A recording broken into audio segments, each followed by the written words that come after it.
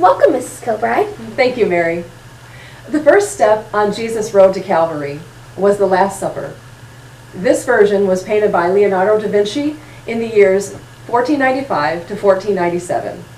One key to understanding the main theme of this particular painting is to realize he was taking his description of what happened that night from the Gospel of John. How do you know which gospel he was using, Mrs. Kilbride? Well, for one thing, in the Gospel of John, there is no consecration. Jesus never says the words, "This is my body, this is my blood." In many Last Supper paintings, Jesus is raising up the bread. But in this one, he's reaching for it. Why is that? Because in John 13:21, it says, "He became troubled in spirit and testified, 'Truly I tell you, one of you will betray me.'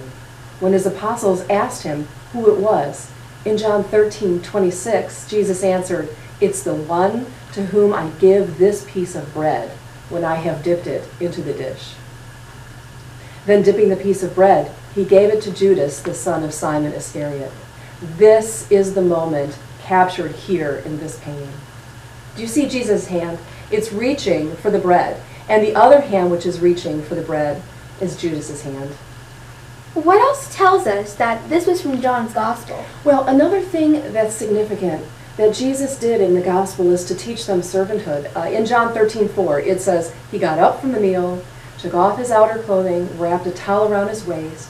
After that, he poured water into a basin, began to wash his disciples' feet, drying them with the towel that was wrapped around him." Is that why the tablecloth is so short? Yes, I like to say, don't we think that Da Vinci had a longer tablecloth when he set up this scene to paint? So the tablecloth is short to show their feet. Exactly. So many things in this painting are deliberate symbols Da Vinci was using to demonstrate Jesus' passion as told in the Gospel of John. One other interesting thing to notice is that each of the apostles is grouped in threes. Oh, I see that. From the left to the right, all of them are in groups of 3. But why is that? Well, for one thing, 3 is a very symbolic number. Can you think of something, Mary, an important 3 when you think about God? Well, the Father, the Son, and the Holy Spirit. Exactly, the Holy Trinity. So each of these groups is a symbol of the Holy Trinity. But the most significant trio is just to Jesus' right. Who are these 3? Well, do you remember when I told you that this is portraying the moment Jesus tells his apostles one of them will betray him? It says next in John 13:24. So Simon Peter gestured to John, said to him, "Tell us who it is of whom he's speaking." Then John, leaning back against Jesus, said to him, "Lord, who is it?" So Peter's the one in red, gesturing to John in white, with Judas in front of them both. I think I see some other clues in the painting, Mrs. Kilbride. What's that, Mary? Well, Judas is holding a money bag. Doesn't it say that he betrayed Jesus for 30 pieces of silver? It's very good. Mm-hmm. And Peter is holding a knife. Yes, that's very clear in this slide. What's very interesting is that it's directly behind the back of Judas. Maybe this is where we get the expression that the betrayal by a friend is like A stab in the back. Yeah, exactly. We can also look at the trio of Judas, Peter, and John as examples of faithfulness to Jesus. How is that? Well, you'll recall that Judas betrayed him and died, and Peter denied him and then repented.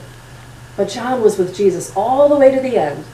It was to him Jesus addressed some of his final words. In John 19, it says that Jesus saw his mother, the disciple whom he loved, John, standing nearby, said to his mother, "Woman, behold your son."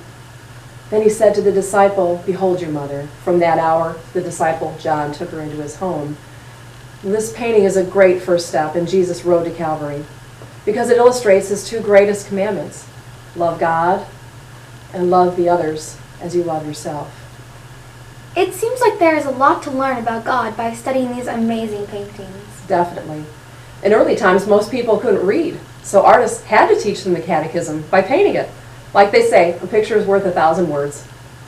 I can't wait to study the next picture with you. I'm looking forward to it too. We want to thank Miss Kilbride for taking us into this special time of the church year through the eyes of an artist with her series, Images of Easter. Tune in next week when we will explore another amazing painting. Thank you so much, Mary.